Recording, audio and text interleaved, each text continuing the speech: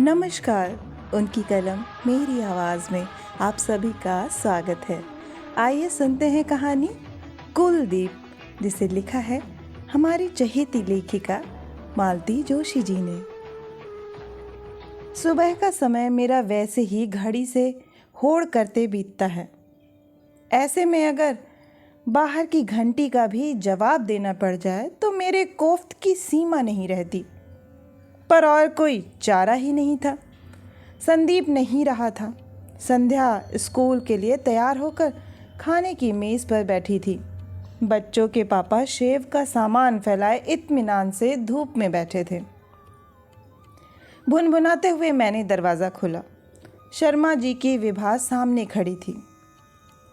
Aunty जी, संध्या के हाथ मेरी और दीदी की एप्लीकेशन भिजवा दीजिएगा, उसने कहा। क्यों, स्कूल नहीं जाओगी क्या? पर आज से तो मंथली टेस्ट शुरू हो रहे हैं ना, संध्या बता रही थी। जी सोच तो है, पर जाना नहीं हो सकेगा। मम्मी के लड़की हुई है ना, उसने धीरे से कहा। यूं कहो कि तुम्हारे बहन हुई है। कब हुई? रात में? और दादी नहीं आई क्या इस बार? जी नहीं, कहलवाया है कि लड़का होगा तो आएंगी। अच्छा आंटी जी, मैं चलूं, अस्पताल भी जाना है, उसने जैसे पीछा छुड़ाते हुए कहा। उससे वार्ड नंबर आदि पूछकर मैंने उसे विदा किया। हे भगवान, फिर लड़की? रसोई में जाते हुए मैं सोच रही थी। कौन था? इन्होंने पूछा। शर्मा जी की विभा थी। सुनिए, उनके यहाँ फिर लड़की हुई है। भगवान भी कभी कभी कितना अन्याय करते हैं। फिर लड़की? इन्होंने कहा। मेरे ख्याल से 7वीं या 8वीं है। एनीवे, दफ्तर में एक कंडोलेंस तो करनी ही पड़ेगी। छी, क्यों, बुरी बात है? मैंने इन्हें झिड़का, पर खुद मुझे ही हंसी आ गई। आज शर्मा जी पर मातम छाया होगा, इसका मुझे भी पता न था। पिछली बार का अनुभव जो था, दोपहर में उनके घर जाकर पूछताछ कराना, पड़ोसी जो हैं, साथ ही बुढ़िया की रनिंग कमेंट्री भी सुनती आना। इन्होंने कहा, सुनिए, वह आई नहीं है इस बार। कहती हैं लड़का हुआ तो आऊँगी। भला यह भी कोई बात है? मैंने शिकायत के स्वर में कहा। बिल्कुल ठीक बात है, इन्होंने जोर से प्रतिवाद किया। 60 से ऊपर हो चली हैं बेचारी, पर बेटों को परवाह कहाँ है। बेचारी रोटेशन में तीनों बहुओं की चूल्हा चक्की संभालने पहुंच जाती हैं। उसने प्रोटेस्ट नोट भेजा है। एक करारा सा जवाब मेरी ज़बान पर आया था कि संध्या ने रसोई से रोटी के लिए चीखना प्रारंभ किया। इतना गुस्सा आया। वो शर्मा जी की आभा विभा देखो, पूरा घर संभालती हैं, दोनों वक्त का खाना बनाती हैं, छोटी बहनों की देखभाल करती हैं, और एक हमारी राजकुमारी देखो, हाथ से रोटी भी उठाकर नहीं ले सकती। तुम भी शर्मा जी की मिसेस की तरह उसे सीखने का चांस दो, इन्होंने शरारत से कहा। पर मेरा तमतमाया चेहरा देखकर एकदम सीरियस होते हुए बोले, अरे भाई, उसका दोष क्या है? तुम उसे सीखने दो तब ना।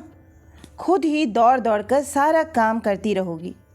कभी एक प्याला चाय भी तो अपनी लाडली को बनाने नहीं देती। इनकी बात सुनकर मेरा पारा कुछ नीचे उतरा। सचमुच ही मुझे लड़कियों से इतना ज़्यादा काम लेना अच्छा नहीं लगता। सोचती हूँ, खेलने खाने के दिन हैं उनके, अभी से उन जिम्मेदारियों से क्यों लाद दूँ जिससे सारी ज़िंदगी निपटना है। शर्मा जी की गृहस्थी देखती हूँ तो बड़ा तरस आता है। बेचारी लड़कियाँ रात दिन जुटी रहती हैं। मिसेस शर्मा सुबह स्कूल में पढ़ाने जाती हैं, दोपहर में आराम करती, जो उनकी निरंतर गिरती सेहत के लिए ज़रूरी है। शाम को 1-2 ट्यूशन करती हैं, जो बढ़ते हुए खर्च को सहारा लेने के लिए बेहद ज़रूरी है। बाकी बचा समय छोटे बच्चे की देखभाल में चला जाता है। लड़कियां इस नन्ही सी उम्र में बुजुर्ग बनी घर देखती हैं, नन्ही प्रभा तक फुलके उतार लेती है। हर नए बच्चे के जन्म के साथ मिसेस शर्मा थकती जा रही हैं, पर हर नया बच्चा अपने साथ नए खर्च, नई समस्याएं लाता है। लिहाजा नौकरी छोड़ने का प्रश्न ही नहीं उठता।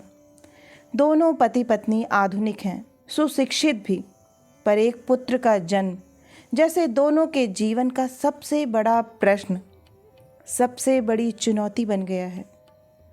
कितने ही साधु संतों के पैर पूजे गए हैं, 20 जगह कुंडलियां दिखाई गई हैं, व्रत उपवासों की तो कोई सीमा ही नहीं, पर यह पुत्र रूपी नक्षत्र उनके भाग्याकाश में उदय होने का नाम ही नहीं ले रहा था, मानो उनके धैर्य की परीक्षा ले रहा था। शाम को उन्हें देखने अस्पताल जा रही थी तो यही सब मन में उठ रहा था। अनायास ही अपनी एक बुआ जी याद हो आईं। पूरी 7 कन्याओं के बाद घर में 2 पुत्रों का जन्म हुआ था। इन बेटों के लिए कितनी मन्नतें मांगी गई थीं, कितने नेम व्रत किए गए थे, उनका कोई हिसाब ही नहीं था। वे बच्चे मानो माता पिता और बहनों में पल रहे थे, उनको ज़रा सी धूल तक कोई नहीं लगने देती। इतने लाड प्यार में पले थे बच्चे। जब बड़े हुए तब ढंग से पढ़ाने लिखाने का भी साधन घर में नहीं था। बचपन में 5 साल तक मांग कपड़ा पहनाने की बुआ जी ने मान ले रखी थी। वही मानो इनकी नियति बन गया, क्योंकि घर का सब कुछ एक एक कर लड़कियों की शादियों में स्वाहा होता चला गया। जब भी उन दोनों के मुंह से माता पिता का उल्लेख सुनती हूँ तो उसमें तिरस्कार और कटुता ही होती है। बुआ जी का ज़माना तो फिर भी अच्छा था, पर आज इस महंगाई के युग में इतनी बड़ी गृहस्थी पालना सोच कर ही मन कांप उठता है। अस्पताल पहुंची तो देखा वार्ड खचाखच भरा हुआ है। मिसेस शर्मा के स्टाफ की महिलाएं हैं, पड़ोस की भी करीब करीब सारी ही हैं। मिसेस शर्मा रो रही हैं। जनता उन्हें धीरज बंधा रही है, आगे के लिए आशा दिलाई जा रही है। नए ज्योतिषियों के पते दिए जा रहे हैं, कारगर ताबीज़ों का सुझाव दिया जा रहा है, कुछ तीर्थ स्थान की सिफारिश की जा रही है। नवजात बालिका उपेक्षित सी झूले में पड़ी है। बड़ी लड़कियां सूखा मुंह लिए इधर उधर खड़ी हैं, उन्हें जी भरकर कोसा जा रहा है। खासकर बड़ी तो अपने साथ पूरी सेना ही लेकर आई है। सारा वातावरण इतना वितृष्णा उत्पन्न करने वाला था कि मेरा तो दम घुटने लगा। इसी बीच मैंने आशा को आंखें पोंछते देखा तो मुझसे नहीं रहा गया। मैंने कहा, देखिए, आपको लड़कियों के सामने इस तरह की बातें नहीं करनी चाहिए। लड़कियां इससे अपने आप को अनचाही महसूस करने लगती हैं। आखिर यह किसी के हाथ की बात तो है नहीं। मिसेस शर्मा तो एक उसास लेकर चुप हो गईं, पर शेष महिलाओं ने मेरी ओर इस तरह देखा कि मैंने वहाँ से चल देने में ही कुशल समझी। सड़क पर आकर मैंने खुलकर सांस ली। उस खींच भरे माहौल से बाहर निकलने पर इतनी राहत मिली थी। सोचा अब जाते हुए सब्जी लेती चलूं। मार्केट में एक परिचित महिला से मुलाकात हो गई।